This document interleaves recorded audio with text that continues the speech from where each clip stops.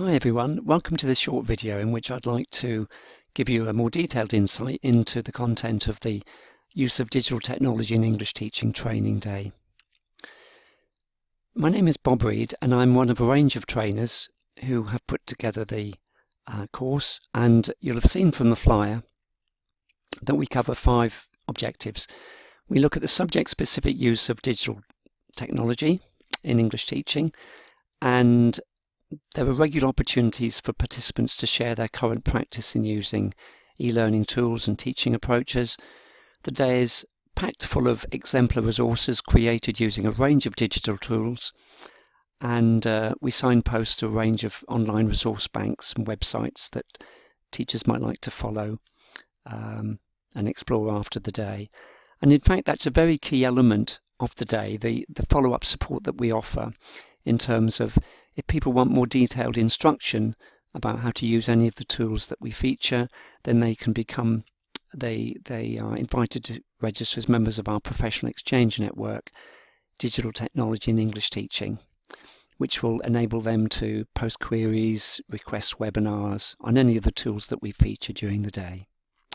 So let's have a quick look at what we cover in the day. The day begins with a discussion activity. People have an opportunity to talk about the particular websites and tools they may be using, and we prompt people to kind of think, well, how do those tools improve your own practice as an English teacher? We use a Padlet discussion board.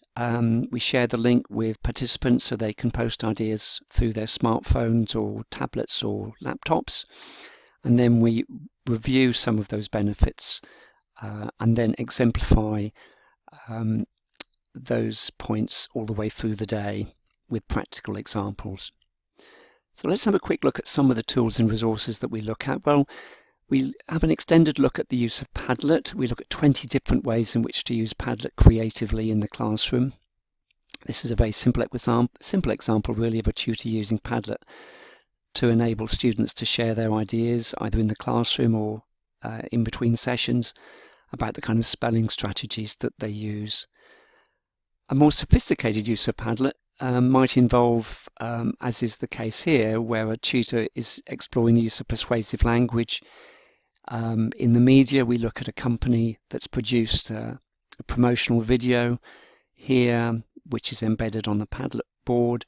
So students are invited to watch the video and then visit the website to explore the way language is used to persuade customers to adopt a particular view of the company. And then there's a piece of text from the video that learners can download and analyse, and then they can post their comments on the Padlet board. So very simple but very effective way in which to create a blended learning task using Padlet. But we look at many other ways as well to use online sticky boards. Not just Padlet, but we look at other similar tools as well. We look at tools to create flashcards. You see here one from a GCSE English program, and the day covers not only GCSE English, but we look at the functional English support as well, both in discrete models as well as embedded support. This is an example from a bit of embedded support offered by an equine studies tutor, where she'd created a little drag and drop activity to explore the use of technical terminology in horse anatomy. Here's another little drag and drop resource created by a construction tutor that looks at information from a panel of information about storing building materials. So we look at different kinds of tools to use to create online quizzes, multiple choice, drop-down menus. We look at mind mapping tools, which students can obviously use to support themselves in organising ideas for writing, but we also look at other ways in which they can be used by teachers. This is an example of a resource developed by a GCSE English teacher in conjunction with her students week by week to gather ideas for stylistic devices, with little links here to examples. So that's an interesting way in which mind mapping tools can be used. We look at interactive quizzes like Kahoot and evaluate their usefulness in the English classroom really.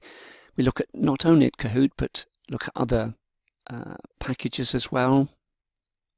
And we look at quizzes that can be set up more specifically for learners to do in between sessions. We look, this is an example of a quiz on apostrophes that was created using Google Forms. All the way through the day, we try to exemplify what we hope is good practice in assistive technology. And there's a Padlet board at the end of the day that contains links to different kinds of EdTech, different kinds of tools and support strategies that relate to supporting learners with visual impairments or hearing difficulties. And we look at all sorts of different ways in which video can be used to stimulate writing activities. We look at how to make videos into interactive resources by inserting questions into videos. You'll see here this video about apostrophes. The tutor has been able to insert some questions that pop up at key points in the video. We look at screencasting, how tutors can create their own revision resources by looking back at a session that they've done and using some free screencasting software.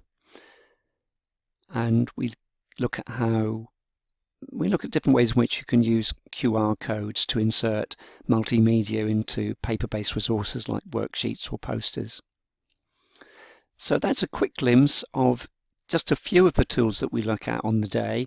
At the end of the day, we signpost other opportunities that participants can benefit from in terms of continuing to develop their skills and confidence. And one of the key ways is, as I mentioned at the start of the video, they can register as members of our Professional Exchange Network, which has now got about 66 members, and that's an opportunity for participants to stay in touch with us and with colleagues, English practitioners around the country, and continue to share ideas and resources within the network. I hope that's been a useful insight into the content of the day. If you've got any queries, if you pause the video, you can take down my email address and my phone number, and you're very welcome to get in touch with me. On the flyer which you will have received, you'll find a link to an online booking form which will enable you to register an expression of interest. I hope this has been a useful video. Thank you.